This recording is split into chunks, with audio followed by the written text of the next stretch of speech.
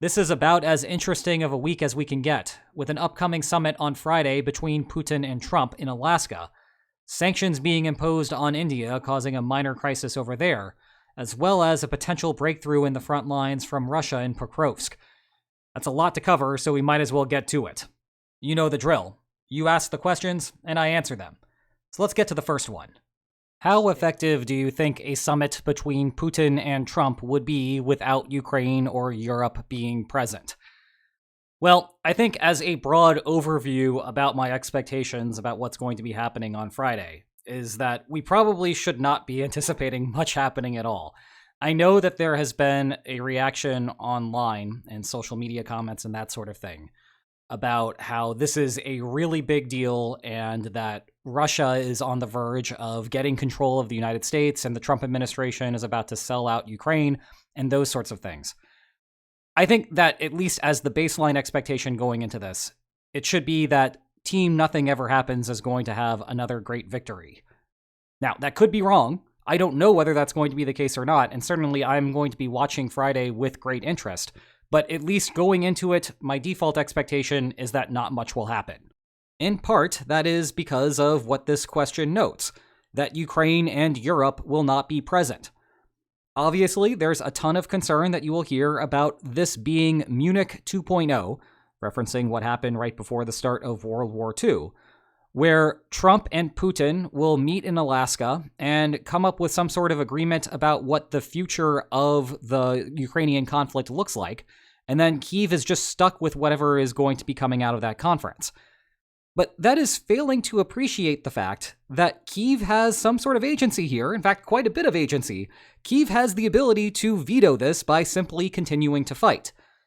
Now, the problem that might arise with Kyiv continuing to fight is if Kyiv is reliant on US weapons to continue that fight. Well, I did a video on this maybe 2 or 3 months ago at this point. The situation is not like that for Ukraine. It is true that Ukraine still gets armaments from the United States. About 20% of what I've heard most recently is what is coming from the United States one way or another, whether it's imported through Europe or whatever. But that means that 80% of Ukraine's weapons are either coming from Ukraine directly, I think the number I heard there was 55%, and then 25% from Europe. And if you were to be in a situation where the United States simply cuts off all arms shipments to Ukraine, Ukraine still has a pretty solid amount of weapons to continue the war.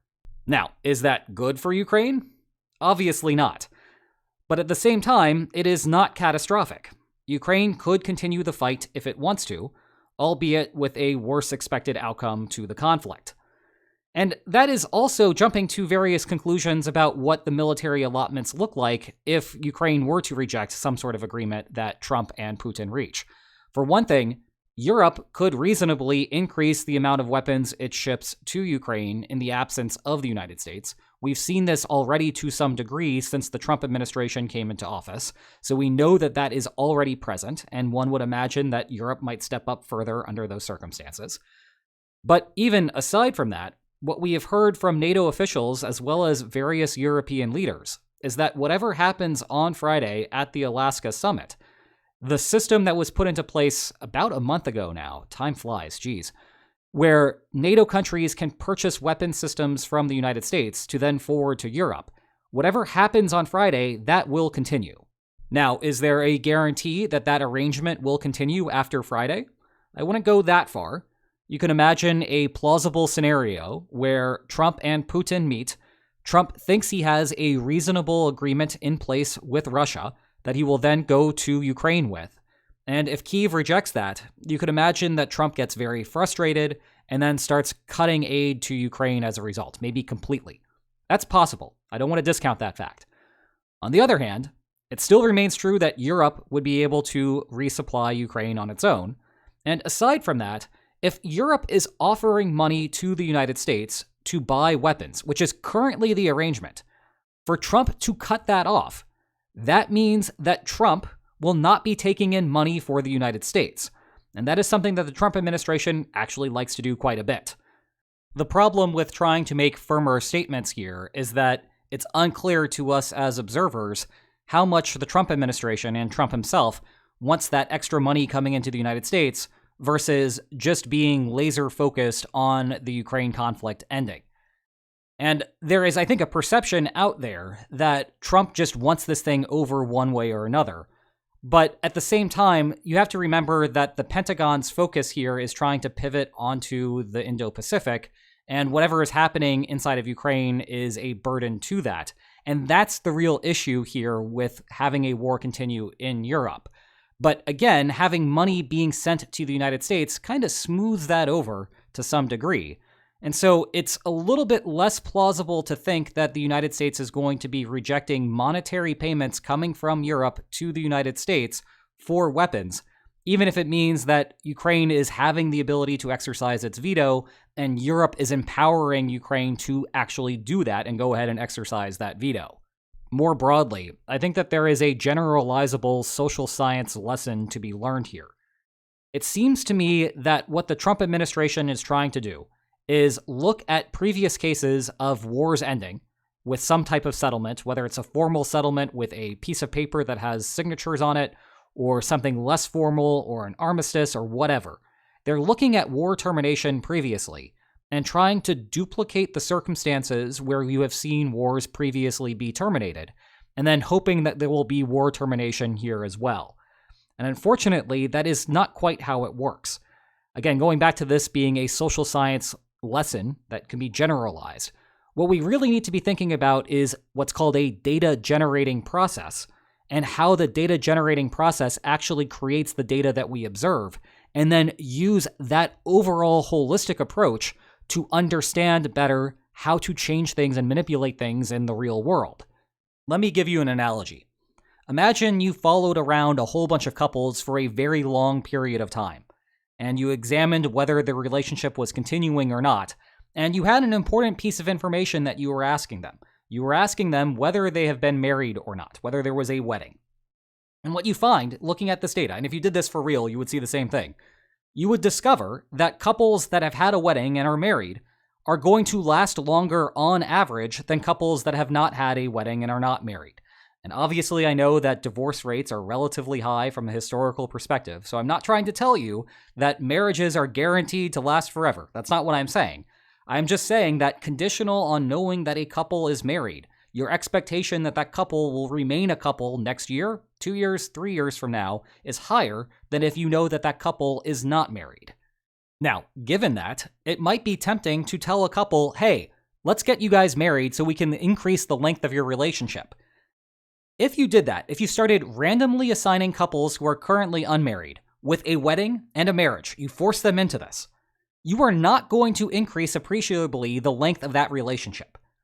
The reason that a marriage is a good indicator about whether a relationship is going to continue for the next few years is that the couples are self-sorting into situations where they think that they are going to last a long period of time, and the wedding is the culmination of it. The wedding itself does not have the causal effect. It is the thing that you are looking for, a longer-term relationship, that is causing the wedding. Well, it seems that what is happening is that the Trump administration is viewing these peace summits as having a causal effect on whether peace can form or not in a particular conflict. And so you're jumping to the end rather than recognizing that peace summits are the culmination of a lot of things. Some of it is diplomacy that's happening on lower tier levels between diplomats of the particular countries. But a lot of it is just fighting on the battlefield and fighting until you have resolved whatever bargaining friction is in front of you, whether it is a mismatch in the expected outcomes of the war between the two parties, one side being optimistic about things and the other side also being optimistic about things, or alternatively fighting until whatever commitment problem has been resolved. That is how you get to a situation where you can arrive at a peace conference and expect peace to happen. The peace conference reflects what's happening on the battlefield, not vice versa. It is just like how marriage reflects the quality of a relationship. And if you force a couple into marriage, despite the fact that they are not ready for the marriage, you are not going to improve that couple's outcome. And so even aside from Ukraine or Europe not being present, I think there's a whole bunch of reasons to think that whatever is going to happen on Friday is not going to amount to much of anything. But again, I don't know that. I am curious to see what is going to happen on Friday, and we'll probably revisit this on Saturday. Given the very recent Russian incursion in the Pokrovsk region, Will this impact in any way the discussion between Trump and Putin? I assume that showing some kind of progress would just boost Putin's claims. For some background here, Pokrovsk is that city in Donetsk that I'm sure that you're all familiar with, that Russia has been trying to capture for the better part of a year or more than a year now. Well, rather than going directly at the city, what Russia has attempted to do is to slowly go around it and envelop the city. The reason being is that a city is easier to protect because urban combat is difficult, lots of places to hide, lots of places for snipers to be. So rather than trying to directly capture the city with brute force, as was the case in, say, Bakhmut from now many years ago, Russia is just going around, cutting off the supply lines and eventually putting Ukraine into a position where Ukraine will be forced to retreat from the city or essentially lose everyone inside of it. That's the background for you. What has happened in the last couple of days is that northeast of Pokrovsk, Russia has made a breakthrough in the Ukrainian front lines, and we are starting to see lots of territory be occupied by Russia, at least on one of the maps. This is Deep State Live's map of the front lines. As of now, it is too early to understand exactly what the fallout effects of this will be, and whether it will cause domino problems with other parts of the Ukrainian defenses to fall. That said, if 2 months from now you tell me that there has been a large amount of territory that Ukraine has lost, I'm not talking about the slow plodding amounts that we've seen over the last year plus. I'm talking about an actual substantial gain over the course of 1 month from Russia. You could easily tell a story that it was this original breakthrough that caused an operational level problem for Ukraine. We do not know whether that is the case as of right now, but it could be, and so it's something to keep an eye on. And I know that there's a ton of stuff going on in the world as this question is referencing, and as you can see in the background of the photo, the Trump-Putin summit is coming up on Friday. We're going to talk a lot about the secondary sanctions later on in this video. Lots of stuff to be talking about, but it is rare in the last year plus for interesting things to be happening on the front lines inside of Ukraine. The closest thing that we got to that was the Kursk offensive, but that wasn't actually in Ukraine now, was it? But this is something that is actually interesting that is happening on the front lines. So if you have a spare moment and you are interested in what is happening on the ground in Ukraine, this is actually worth trying to understand and follow up on in the next few days. Now, to continue with the theme of lack of clarity, we do not know exactly how bad this is going to be for Ukraine. We also don't really know what caused this. There are a couple of interpretations that I could give you. It could be that just after fighting for a very long period of time, constantly pressing the front line, and not really seeing too much in the way of breakthroughs, but rather just kilometer by kilometer by kilometer advances. It could be that Russia finally got lucky with one of these things and broke through, and that might cause further problems for Ukraine. On the other hand, and please take this with a grain of salt, it's possible that Putin thinks that there is a decent chance, maybe not a good chance, and certainly not a guarantee, but there may be a decent chance that Trump would reach a boiling point at this summit if there is not a ceasefire put into place at the end of it. And if that is the case, the obvious place to have a ceasefire start is wherever the current line of control is. That being the case, Russia may be looking at this from the perspective that you better get while the getting is good. And there is no time like the present, so now it is time to go. And yes, Russia has been suffering enormous casualties on a daily basis, and when you sum that up over a year plus of an offensive, it's going to result in an even larger number of casualties. It may be the case that Russia is thinking to itself, if we don't do this now, we're not going to have this opportunity potentially come a week from now. So we might as well put everything that we have into this offensive, even if it is going to cost us more on a per square kilometer basis to capture more territory. We're not going to have this opportunity available to us later, so we really have to go at it now. That's another reading into this. It may be the case that scheduling the summit has led to extra effort from Russia, leading to this breakthrough. It might also be the case that elsewhere along the front lines, because Russia is pressuring other places, Russia, where they're not making the progress, is also suffering an enormous amount of casualties and not actually showing any progress for this. And I suppose that is the interesting implication here, because if you believe Russia is really trying to press the issue right now, we only observe Russia's successes. We don't really observe where Russia is failing, because the front line doesn't move. There will be casualties, and I suppose at some level that will eventually filter to us in the news, one way or another. But you don't get the nice visualization of a line on a map moving, and so we're not going to be hearing about the Russian failures. We might only be seeing the successes, which at least for now is just that one.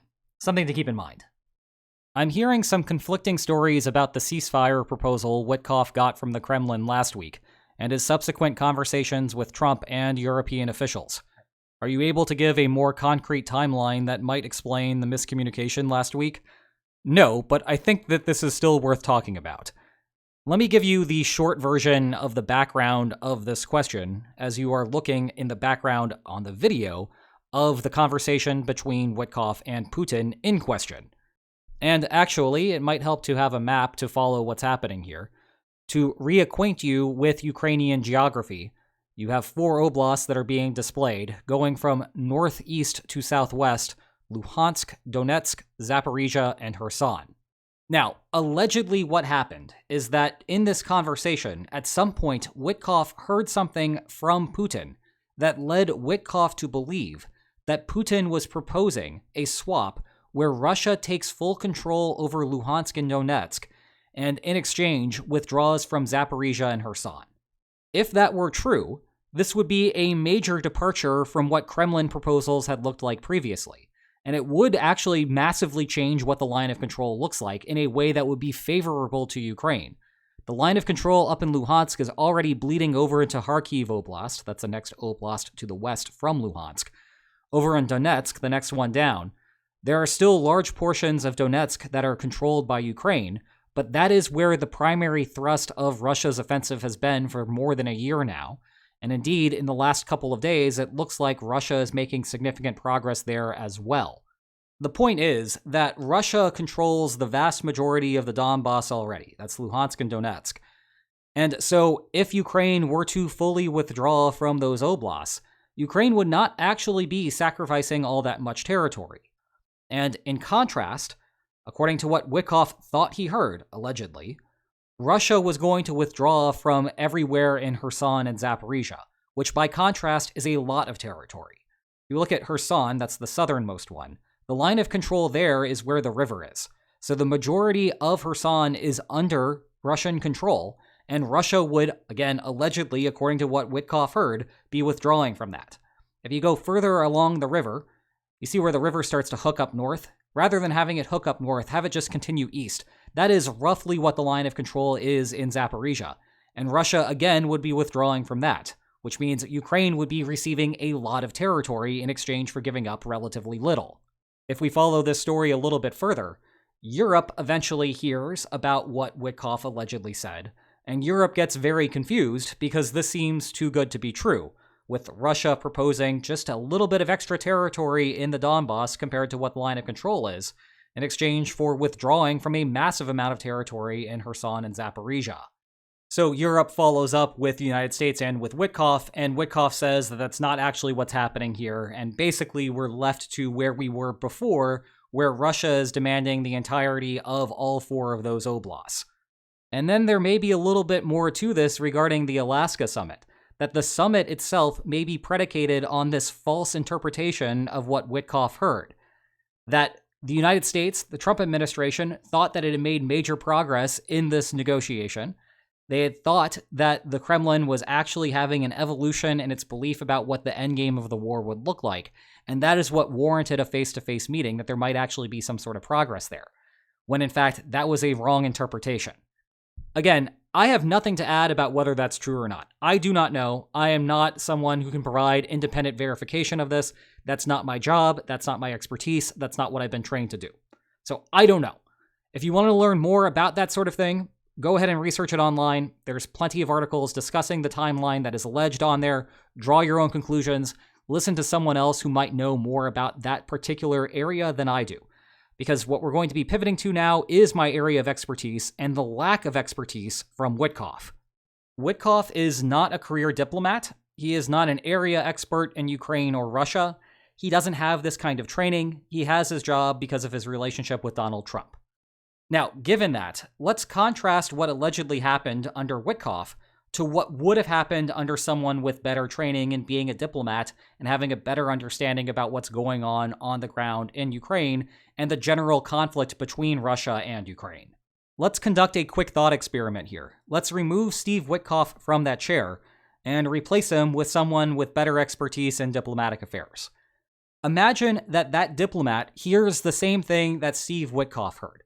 Okay, and it is possible that Steve Witkoff actually heard what he genuinely thought was a proposal, where Russia was going to take all of the Donbass and then withdraw from the remaining 2 oblasts. It is possible that that sort of thing happens. Someone stumbles on their words, someone misses a no or a negation on something, which leads Steve Witkoff to think that it is true when in fact it is false. Those sorts of linguistic tie-ups happen all of the time. You don't hear them as often when you're listening to this channel, because when I have those sorts of things, I will edit them out so you don't have to hear them, at least most of the time. Sometimes I fail. But point is that those sorts of linguistic quirks and mistakes can happen. But if it happens to one of those career diplomats that are in the chair now and not Steve Witkoff, someone who has a better understanding of the dynamics between Ukraine and Russia, that is immediately going to raise some alarm bells and some concerns that what they are hearing is not correct.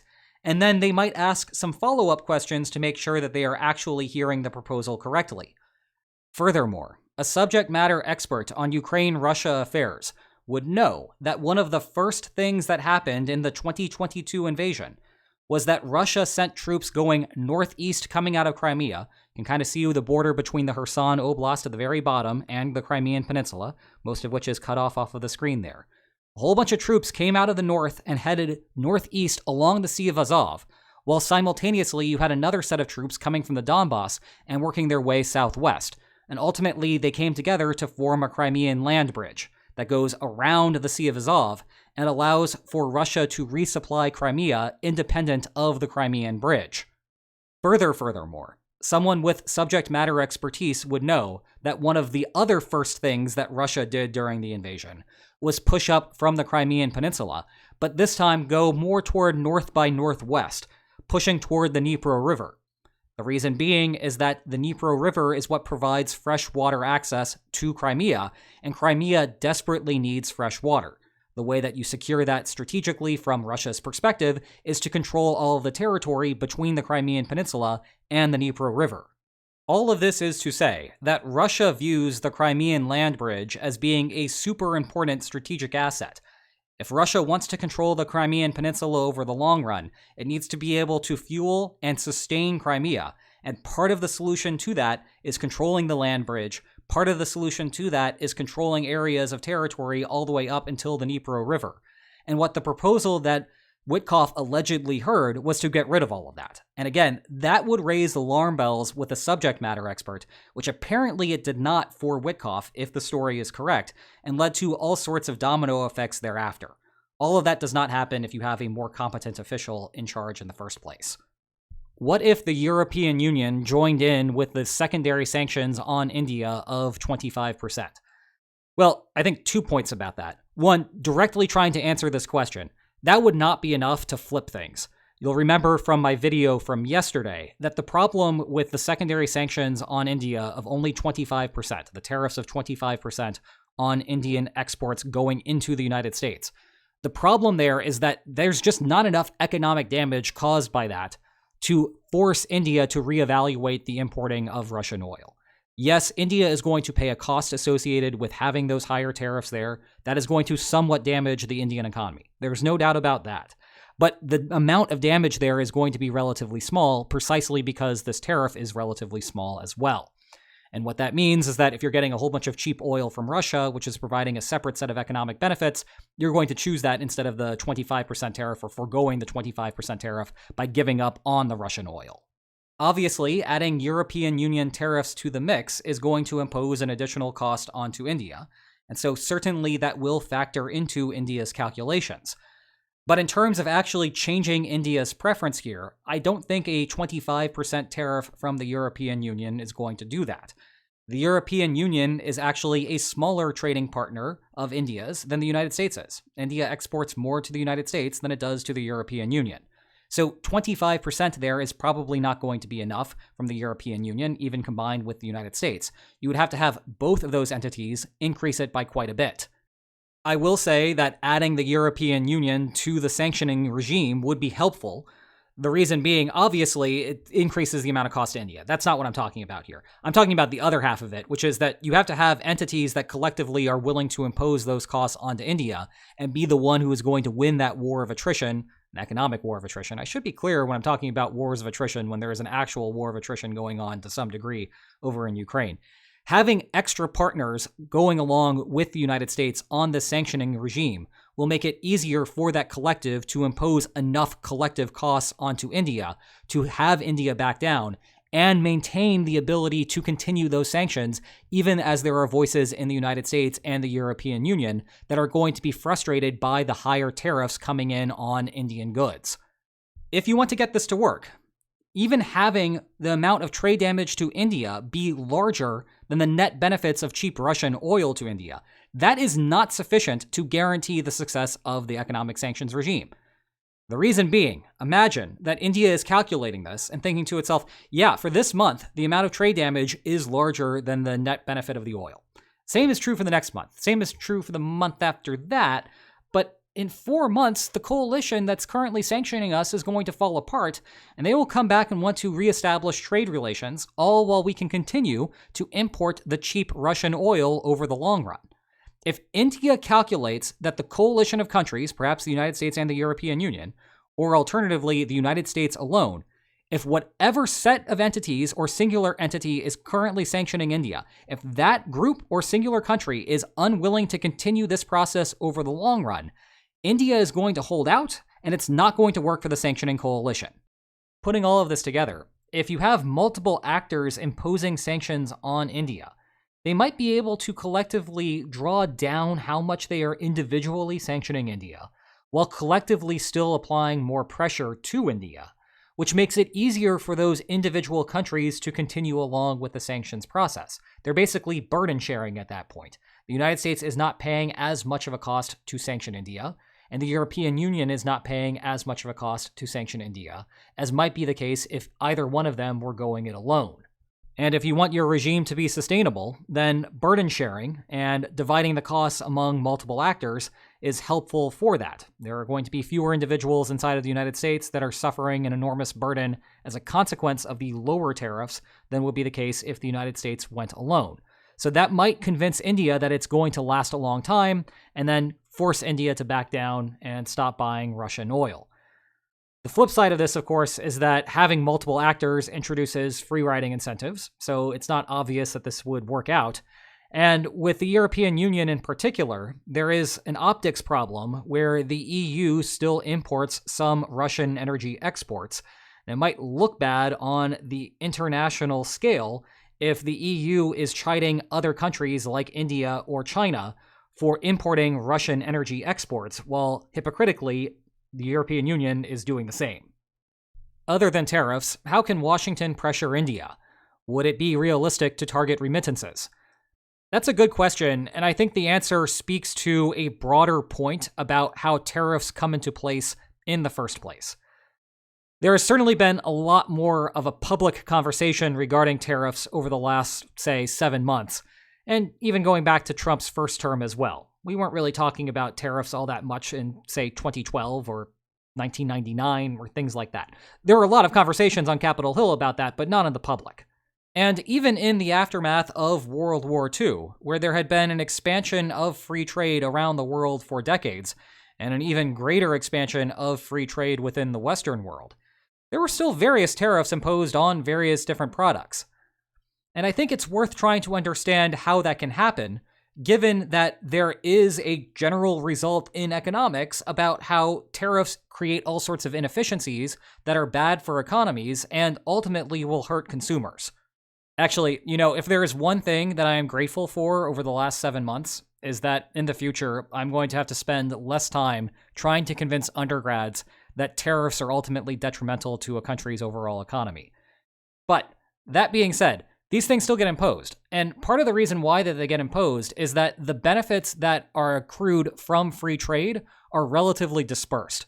You'll see estimates of this all the time. The current thing that I've seen in the wake of the recent Trump tariffs is that it might cost the average US citizen or someone who lives in the United States, it's kind of important given this question that I generalize it to anyone in the United States, it might cost someone who lives here about $2,000 or $3,000 a year. Now, that is just an average, which means some people are going to pay more and some people are going to pay less. It turns out that people on the higher share of the income bracket, those people are going to pay more on tariffs in any given year than someone at the bottom of the income distribution. The reason being is that people who make more spend more money as well, and if you're spending more money, then you're going to be spending more on tariffs. Someone at the bottom of the income bracket will not be spending as much, so they will not actually be incurring as high of a cost from the tariffs, but they are probably going to be internalizing the cost of the tariffs a little bit greater simply because they are more pressed up against a budget constraint. Of course, wherever you are in that income distribution, it sure would be nice to have a few extra $100 come into your bank account, or maybe a few $1,000s or $10,000 come into your bank account. Anyone along that income distribution would like to have more money than less money. The thing is, though, that the amount of damage to those individuals is relatively small on the grand scheme of things, and as a consequence, you don't really get very many voters in the United States or elsewhere who are going to be focusing on the tariffs in particular as what drives their vote. It may affect their vote to some degree in some direction, but they're not going to be what is called a single issue voter, where the only thing that they care about, what is singularly driving the vote, all else be damned, is one particular policy, perhaps tariff policy. The savings to consumers is simply not enough to create a lot of single-issue voters or affect a bunch of people on the smaller scale to drive enough changes in votes on a regular basis for this to be a pivotal part of elections. As a result, and in contrast, think about a protective tariff. That is a tariff that is designed to protect a domestic industry. Say you have an industry that is not competitive on the world market, and thus if you had open borders, free trade, allowing other competitors to come in from abroad who are actually strong in their market and can produce the thing at a lower price than your domestic manufacturers can.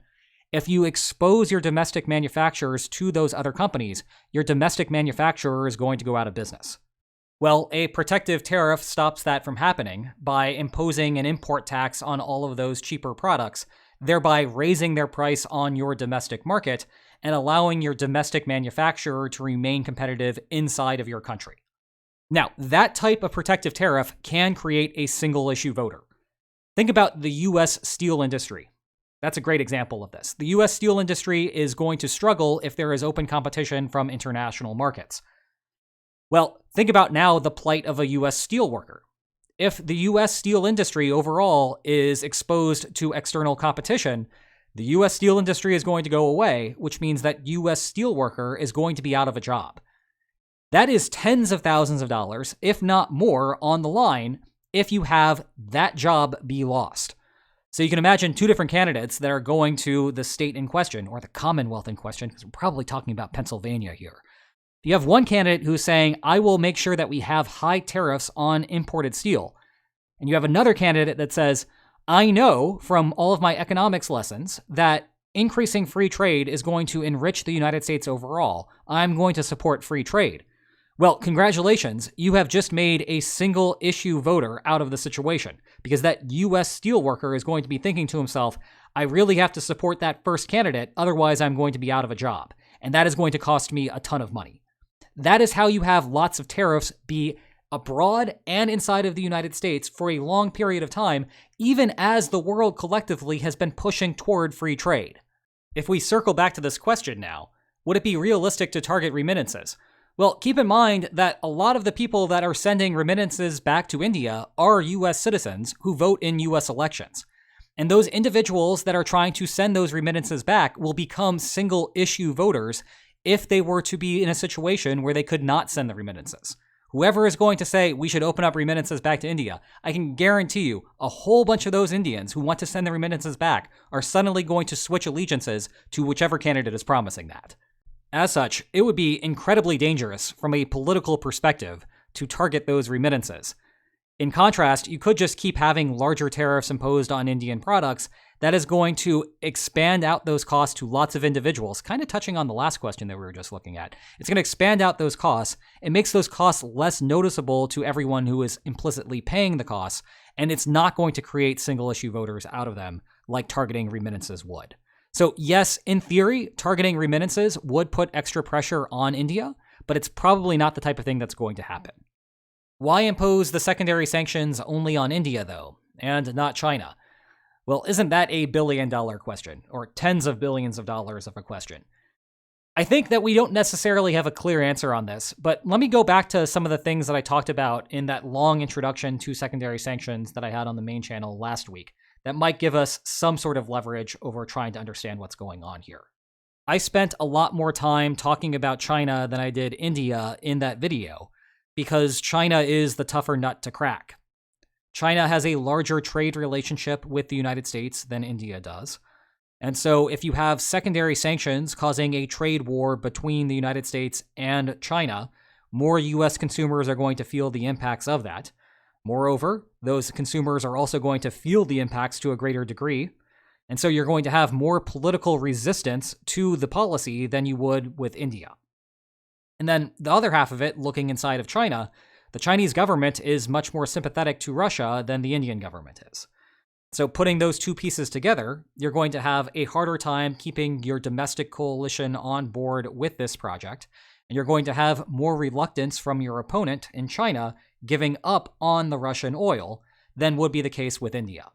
So as a broad analysis of secondary sanctions, it made more sense to look at what was going on with China, because if you get China to work, it would be easy by comparison to get India to work. With all of that as a preface, let me give you 3 possibilities about what might be going on here. Possibility 1 is that the Trump administration is discovering that this is going to be a lot harder than the Trump administration initially believed. Maybe once upon a time, the Trump administration thought that secondary sanctions would work very easily. All the Trump administration would have to do is threaten to impose them on India, and you would get immediate compliance from India. Well, that has not happened. We have seen a 25% be put on the books after a threat to do so. Now we're actually seeing it on the books. We're not going to see the enforcement of it until the 27th. These are steps that are getting progressively down the line. Obviously, I've been critical in the most recent video on the main channel about only 25% being the amount, where it should be either 0 or a lot more than that if you want this to work. And if you don't want it to work, then just set it to 0 and be done. Maybe, though, the Trump administration thought that the process of threats and then putting it on the books was going to be enough to get India to concede. That has not happened. And in fact, even with that small amount of tariff, what we are seeing is a large-scale political backlash on this in India. Whether India will be able to hold up to that over a longer period of time, and whether if the tariffs are increased to something more substantial, India will still have that sort of reaction when they are suffering economic damage and could end that economic damage by simply giving up Russian oil. Maybe all of that might happen eventually. But right now, it is not panning out as easily, perhaps, as the Trump administration thought it would be. And so maybe the theory inside of the Trump administration was that they would get India to comply first, get momentum, change the international conversation, and then force China into the same position afterward. But that, of course, requires getting India to comply first. And if what you're understanding and learning and experiencing with trying to get India to comply is a whole bunch of failure, then trying to do the same thing with China is probably not going to work. The Trump administration has to figure this out perhaps with India before moving on to China. That's possibility 1. Possibility 2 is that the Trump administration, despite publicly saying that this is a secondary sanction, doesn't actually view it that way and is using this as extra leverage on India to try to get India to agree to a better trade deal.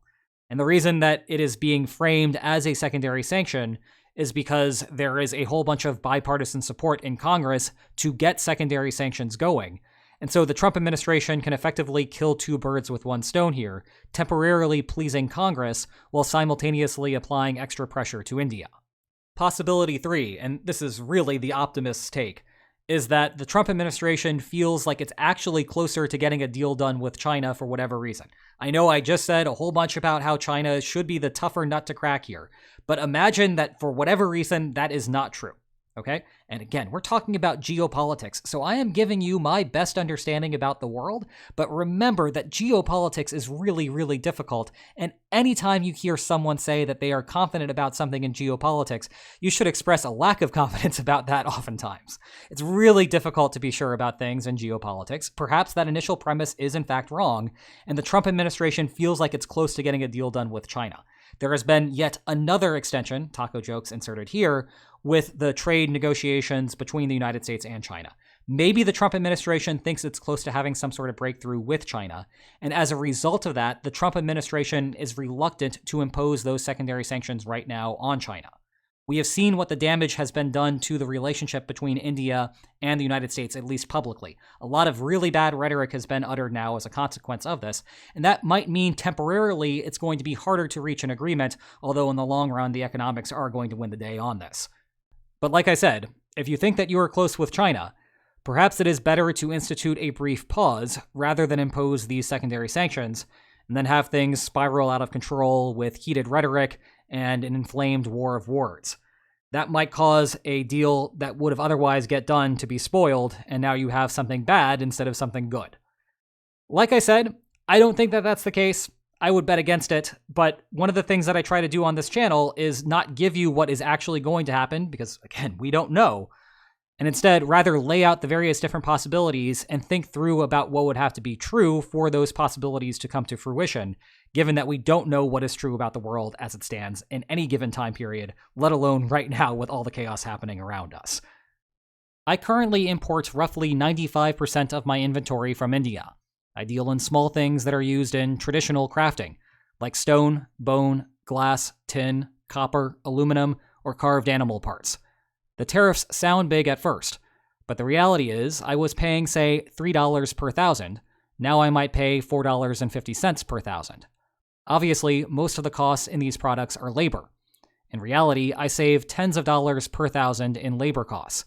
It would take huge tariffs to make up the $1 to $3 per day in labor versus the $20 to $50 an hour here in the United States.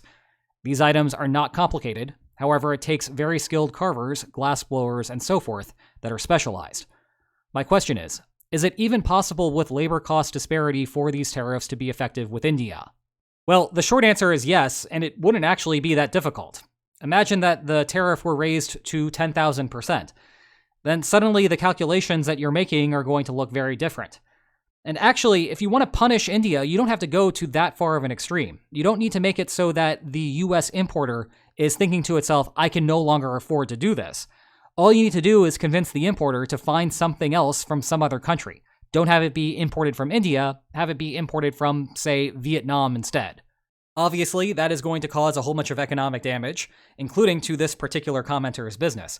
So I'm not here to tell you that this is necessarily a good idea in the aggregate. I just want to go through what the incentives look like and how this might work. And I think it's also just nice to see the introduction to this question, because it's a nice illustration from someone in the real world, if this commenter is real, in the real world, where people are having to calculate what's going on with their businesses, with imports from India, as well as elsewhere, because it's not just India that's getting tariffed in the broad economic situation, not just about the secondary sanctions. Going through this, I think, is useful just to see what this looks like, especially because the next question is going to tie into this. Is William Spaniel some kind of AI bot? The voice sounds like one. He doesn't know his elbow from his backside. 2 points. 1, I'm becoming increasingly troubled by the inability of people to differentiate between an AI bot and an actual human. And 2, if I were an AI bot, I would not have an elbow or a backside. So this first line is internally inconsistent. How can he assert that tariffs will be paid by someone else other than the consumer? A tariff is a tax. When you pay money out of your pocket for any kind of tax, there's no magical automatic rebate for that. This question is not coming in good faith, but I am going to give a good faith response to it, because it does illustrate a good concept, an important concept in understanding causal relations in social sciences phenomena, whether it's economics, whether it's political science, whether it's international relations, or whether it's something else. It is true when you pay, say, a sales tax, and I'm going to go with the sales tax with this illustration because we're much more familiar with that than we are with tariffs, but it's basically the same idea.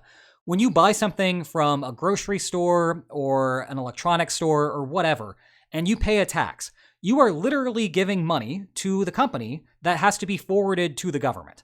So in a literal sense, yes, a consumer will pay a tax when a tax is levied. That is true.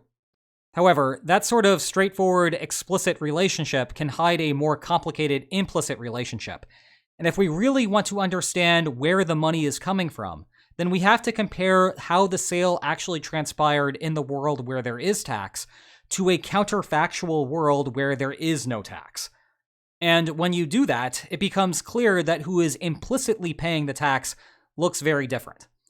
Let's imagine, just for a simple illustration here, that you buy $100 of goods and the sales tax is 10%, so you end up paying $110. $10 of that goes to the government, $100 will go to whoever sold you the goods. Now, in a counterfactual world where there is no tax, it might be very tempting to look at this and say, you pay $100 for your groceries, $100 goes to whoever sold it to you, $0 goes to the government. Thus, comparing the two, you just spent $10 on taxes that are paid to the government, and that is the only change that is happening here. The problem with that line of thinking is that it held fixed the price. And in practice, in the real world, there is a larger equilibrium that is taking the tax as an input and using that to calculate what the price is going to be. That is a complicated economics way of saying that if you change the tax, the way that a company is selling a product is going to react to that tax changing, and it is going to alter the price of the product. The company knows that with taxes, consumers are willing to pay $110 out the door for a basket of goods. If you remove that tax, the company is not going to pass along all of the savings to the consumer by keeping their prices at $100 so that the consumers can go out the door with that basket of goods for $100. It turns out that they cannot raise their price all the way up to $110, though, and it's all because of this complicated equilibrium that we live in. The amount of supply of a particular basket of goods depends on what the tax is, and when you have the tax fall off, you're going to end up having a greater supply of that stuff be produced. And as a result, the prices are not going to be able to go all the way up to $110 and still clear the market. Maybe it will fall somewhere in between, and for the sake of simplicity, we'll call it $105. So now, without taxes, you have the consumer buying the set of goods for $105, which means that the company is getting $105 for themselves. All right, let's think now about who is actually paying the tax. We have to compare the world with the tax to the counterfactual world without the tax. With the tax, the consumer spends $110. The business takes in $100. And the spread between the two, $10, goes to the government as the tax. Without the tax, the consumer spends $105, and the business takes in $105. Those amounts match because there is no tax anymore. Okay, so who's paying the tax? Well, with the tax, the consumer spends $110. Without the tax, the consumer spends $105. $5 is being spent on taxes by the consumer. Of course, there are still $10 in taxes being taken in by the government, and if only $5 are coming from the consumer, then the missing $5 must be coming from the business. Indeed, without the tax, the business takes in $105. With the tax, the business takes in $100. There's the spread for you. It's $5. So implicitly, the business pays $5 in taxes here. But the question continues. Producers won't change their prices. They'll just sell to other markets. It will be the importer who pays more, passing on that price hike to the consumers. Any assertion to the contrary is just a fantasy from wishful thinking. Well, let's address this theoretically, anecdotally, and quantitatively. Theoretically, we actually have to look at the sensitivity of the supply and demand curves to have a good understanding about what's going to be happening here. That example that we just went through with $100 in goods and a $10 tax being equally split between the producer and the consumer, that is not always the case. It could be that the taxes are heavily paid by the producer. It could be that the taxes are heavily paid by the consumer. It could be something relatively even like what we just explored.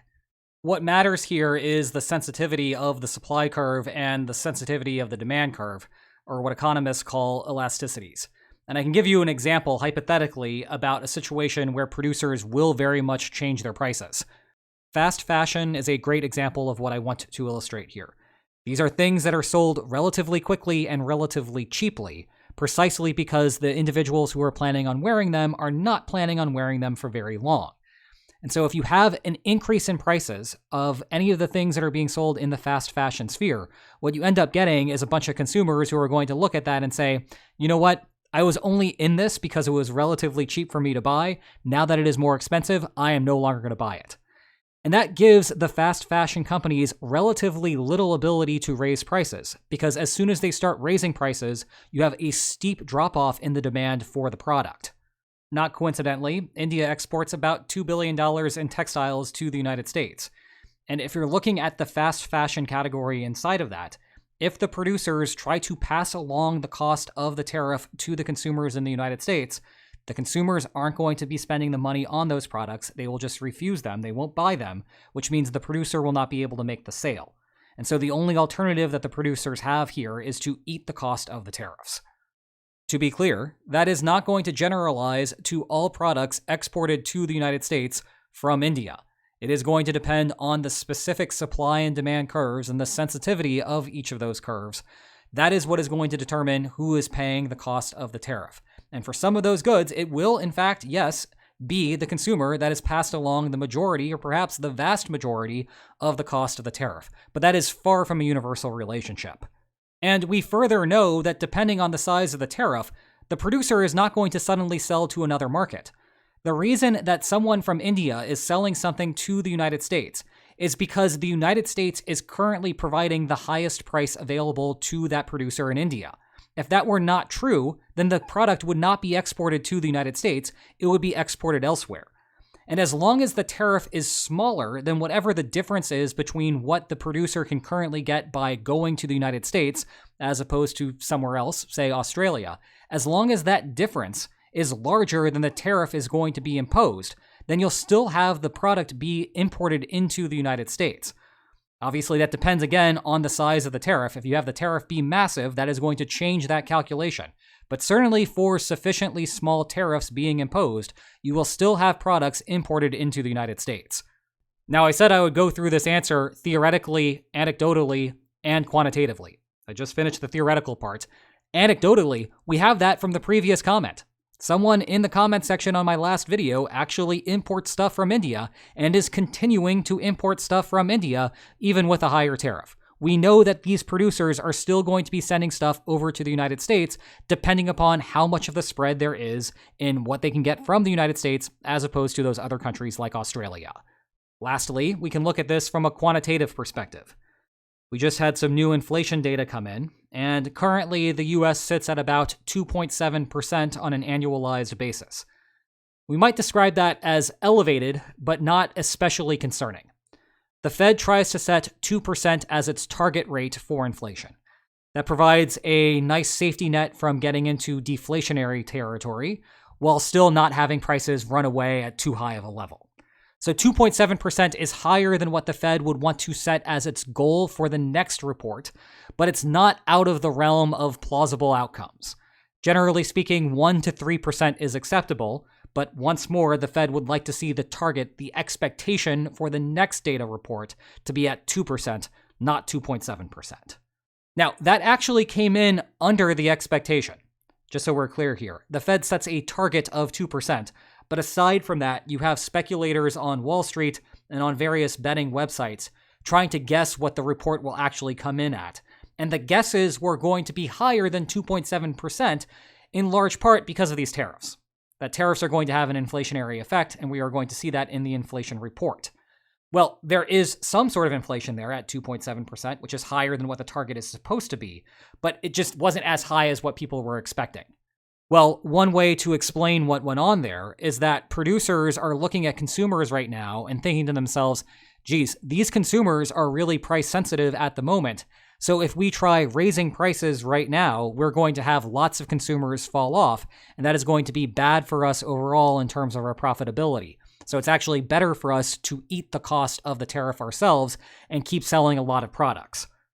That does not imply that the United States is going to escape long-term inflation, especially if the United States keeps imposing new tariffs. But it does mean, at least for now, the evidence that we have suggests that, in fact, a lot of the producers are eating the costs of the tariffs currently. Looking at my watch, I have spent a lot of time addressing this question, but there's a reason why I've been doing this.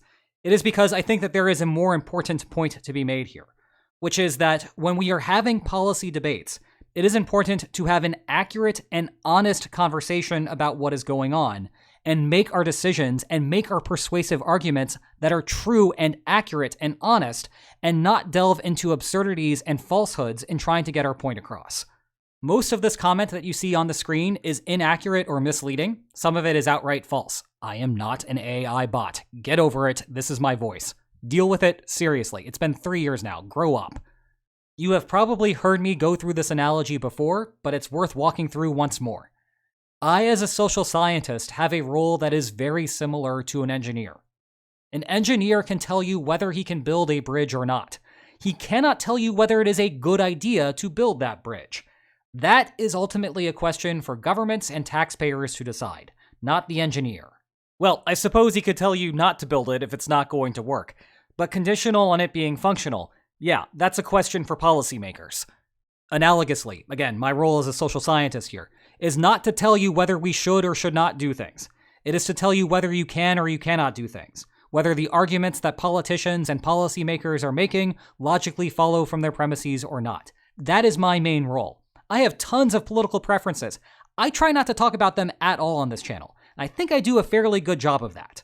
The consequence of this is that sometimes I say policies by Republican administrations work. Sometimes I say that they do not work.